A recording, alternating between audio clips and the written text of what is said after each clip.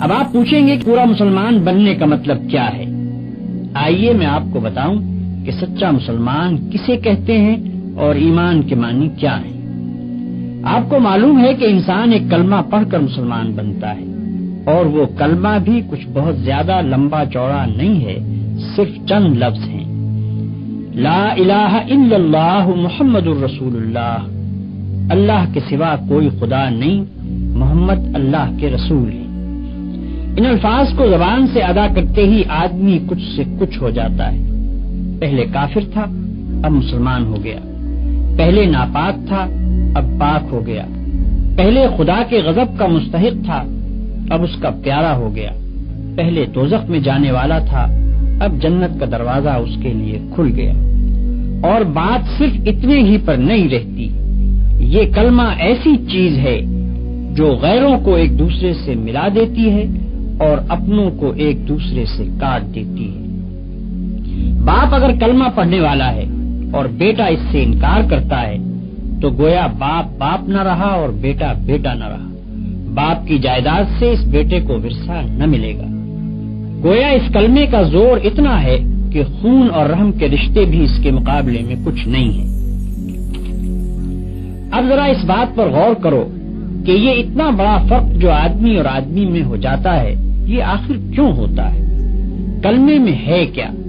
صرف چند حرف ہی تو ہیں، لام، الف، ہے، میم، واو، سین اور ایسے ہی دو چار حروف اور۔ ان حرفوں کو ملا کر اگر منہ سے نکال دیا تو کیا کوئی جادو ہو جاتا ہے کہ آدمی کی کایا پلٹ جائے؟ آدمی اور آدمی میں کیا بس اتنی سی بات سے زمین و آسمان کا فرق ہو سکتا ہے؟ میرے بھائیو، تم ذرا سمجھ سے کام لوگے تو تمہاری عقل خود کہہ دے گی کہ فقط منہ کھولنے اور زبان ہلا کر چند حرف بول دینے کی اتنی بڑی تاثیر نہیں ہو سکتی۔ بت پرست مشرک تو ضرور یہ کہہ سکتے ہیں کہ بس ایک منتر پڑھ دینے سے پہاڑ ہل جائے گا، زمین شق ہو جائے گی اور چشمے ابلنے لگیں گے، چاہے منتر کے معنی کسی کو خبر نہ ہو۔ مگر اسلام میں یہ بات نہیں ہے۔ یہاں اصل چیز معنی ہے۔ الفاظ کی تاثیر معنوں سے ہے۔ معنی اگر نہ ہو اور وہ دل میں نہ اتریں اور ان کے زور سے تمہارے خیالات، تمہارے اخلاق اور تمہارے اعمال نہ بدلیں تو نرے الفاظ بول دینے سے کچھ بھی اثر نہ ہوگا۔ اس بات کو میں ایک موٹی سی مثال سے تمہیں سمجھاؤں۔ فرض کرو تمہیں سردی لگتی ہے، اگر تم زبان سے روئی لحاف پکارنا شروع کر دو تو سردی لگنی بند نہ ہوگی، چاہے تم رات بھر میں 1,00,000 تسبیحیں روئی لحاف کی پڑھ ڈالو۔ ہاں، اگر لحاف میں روئی بھروا کر اوڑھ لوگے تو سردی لگنی بند ہو جائے گی۔ فرض کرو کہ تمہیں پیاس لگ رہی ہے، اگر تم صبح سے شام تک پانی پانی پکارتے رہو تو پیاس نہ بجھے گی۔ ہاں، پانی کا ایک گھونٹ لے کر پی لوگے تو کلیجے کی ساری آگ فوراً ٹھنڈی ہو جائے گی۔ بس یہی حال کلمہ طیبہ کا بھی ہے۔ فقط 6-7 لفظ بول دینے سے اتنا بڑا فرق نہیں ہوتا کہ آدمی کافر سے مسلمان ہو جائے، ناپاک سے پاک ہو جائے، مردود سے محبوب بن جائے، دوزخی سے جنتی بن جائے۔ یہ فرق صرف اس طرح ہوگا کہ پہلے ان الفاظ کا مطلب سمجھو اور وہ مطلب تمہارے دل میں اتر جائے۔ پھر تمہیں اچھی طرح یہ احساس ہو کہ تم اپنے خدا کے سامنے اور ساری دنیا کے سامنے کتنی بڑی بات کا اقرار کر رہے ہو، اور اس اقرار سے تمہارے اوپر کتنی بڑی ذمہ داری آ گئی ہے۔ پھر یہ سمجھتے ہوئے جب تم نے اقرار کر لیا تو اس کے بعد تمہارے خیالات پر اور تمہاری ساری زندگی پر اس کلمے کا قبضہ ہو جانا چاہیے۔ پھر تم کو اپنے دل و دماغ میں کسی ایسی بات کو جگہ نہ دینی چاہیے جو اس کلمے کے خلاف ہو۔ پھر تم کو ہمیشہ کے لیے بالکل فیصلہ کر لینا چاہیے کہ جو بات اس کلمے کے خلاف ہے وہ جھوٹی ہے اور یہ کلمہ سچا ہے۔ اس کلمے کا اقرار کرنے کے بعد تم کافروں کی طرح آزاد نہیں رہے کہ جو چاہو کرو، بلکہ اب تم پابند ہو اس بات کے کہ یہ کلمہ جو کہے اس کو کرنا پڑے گا اور جس سے وہ منع کرے اس کو چھوڑنا پڑے گا۔ اس طرح کلمہ پڑھنے سے آدمی مسلمان ہوتا ہے، اور اس طرح کلمہ پڑھنے کی وجہ سے آدمی اور آدمی میں اتنا بڑا فرق ہوتا ہے جس کا ذکر میں نے ابھی تم سے کیا۔ آؤ اب میں تمہیں بتاؤں کہ کلمے کا مطلب کیا ہے۔ کلمے کے معنی یہ ہیں کہ اللہ کے سوا کوئی اور خدا نہیں ہے اور حضرت محمد صلی اللہ علیہ وسلم اللہ کے رسول ہیں۔ کلمے میں الہ کا جو لفظ آیا ہے اس کے معنی خدا کے ہیں۔ خدا اس کو کہتے ہیں جو مالک ہو، حاکم ہو، خالق ہو، پالنے اور پوسنے والا ہو، دعاؤں کا سننے اور قبول کرنے والا ہو اور اس کا مستحق ہو کہ اس کی عبادت کی جائے۔